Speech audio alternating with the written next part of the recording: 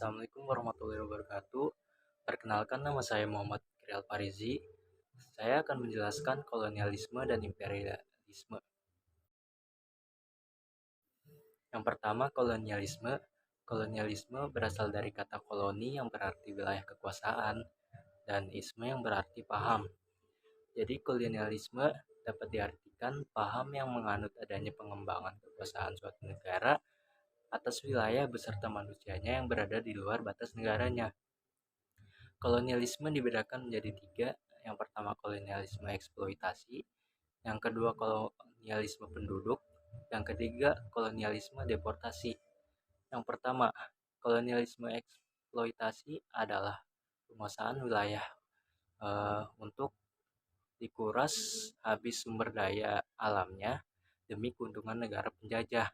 Yang kedua ada kolonialisme penduduk, upaya menyingkirkan penduduk di daerah penjajahannya sehingga lebih banyak ditempati oleh penduduk negara penjajah. Contohnya benua Amerika yang dikolonialisasi oleh Inggris membuat suku asli Indian terdesak. Yang ketiga, kolonialisme deportasi adalah wilayah koloni yang dijadikan tempat pembuangan narapidana oleh negara jajahannya. Contohnya Australia merupakan koloni Inggris, pernah dijadikan lokasi pembuangan para narapidana Inggris. Yang kedua ada imperialisme. Imperialisme berasal dari kata imperium yang artinya memerintah dan isme yang berarti paham. Imperialisme dapat diartikan suatu sistem jajahan yang dibentuk dengan cara membentuk pemerintahan jajahan di wilayah yang dijajahnya. Imperialisme dibedakan menjadi dua. Yang pertama imperialisme kuno dan yang kedua imperialisme modern. Yang pertama imperialisme kuno terjadi sebelum peristiwa revolusi industri.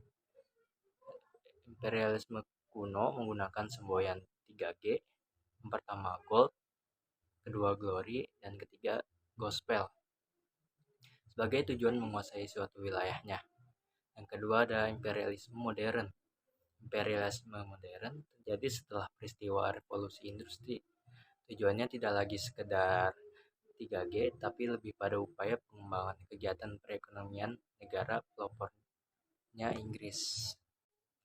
Akibat perkembangan imperialisme dan kolonialisme, hal itu memunculkan yang pertama sistem ekonomi merkantilisme, yang kedua reformasi gereja, yang ketiga revolusi industri, dan yang keempat yaitu kapitalisme. Yang pertama sistem ekonomi merkantilisme. Merkantilisme awal mula berkembang di Eropa Barat sekitar abad ke-15.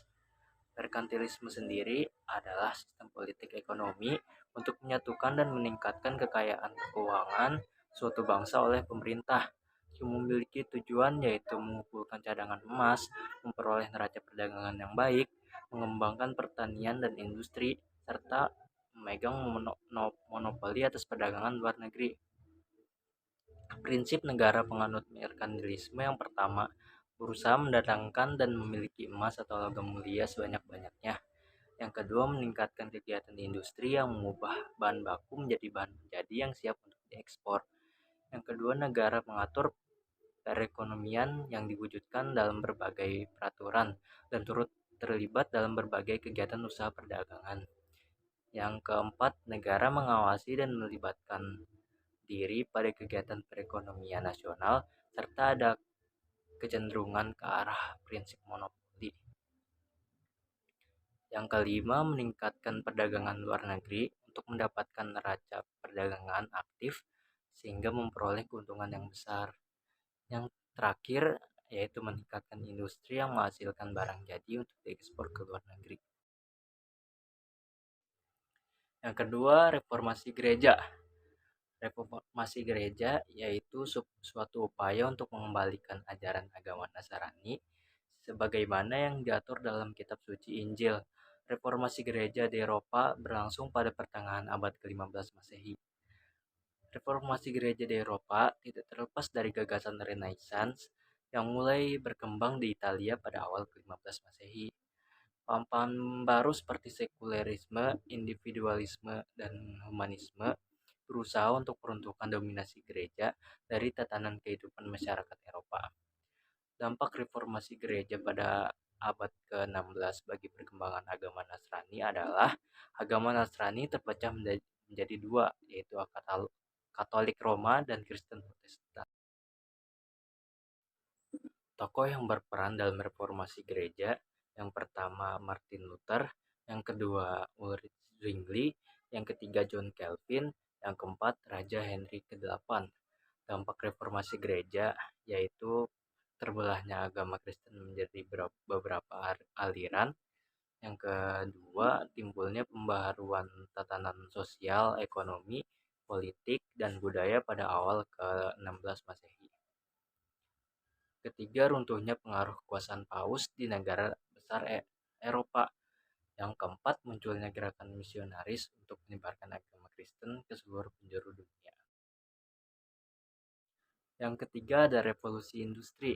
Revolusi industri adalah perubahan secara besar-besaran dalam memproduksi barang yang sebelumnya dikerjakan oleh tangan atau tenaga manusia dan kemudian digantikan dengan mesin-mesin modern.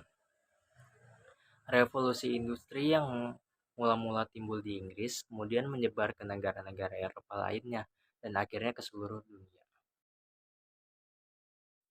Dampak dari revolusi industri yang pertama di bidang ekonomi, harga barang-barang kebutuhan manusia lebih murah karena diproduksi dalam jumlah yang besar. Yang kedua, hubungan perdagangan antar negara semakin mudah dan lebih maju. Di bidang politik, yang pertama imperialisme dan kapitalisme modern merajalela.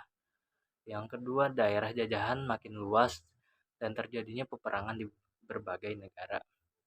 Dalam bidang budaya, pengaruh revolusi dalam bidang budaya antara lain masuk dan berkembangnya budaya barat atau Eropa ke negara-negara Asia dan Afrika. Di bidang sosial, pengaruh dalam bidang sosial antara lain terjadinya perbudakan, diskriminasi ras, kerja paksa, dan pelapisan masyarakat. Keempat, kapitalisme. Pesatnya perkembangan industri mengakibatkan munculnya golongan ekonomi kuat yang memiliki modal. Kaum kapitalis berarti kaum yang memiliki modal atau kaum bermodal. Kapitalisme menimbulkan persaingan di antara negara-negara industri maju untuk menguasai daerah-daerah penghasil bahan mentah dan bahan baku. Sekian dari saya, terima kasih. Wassalamualaikum warahmatullahi wabarakatuh.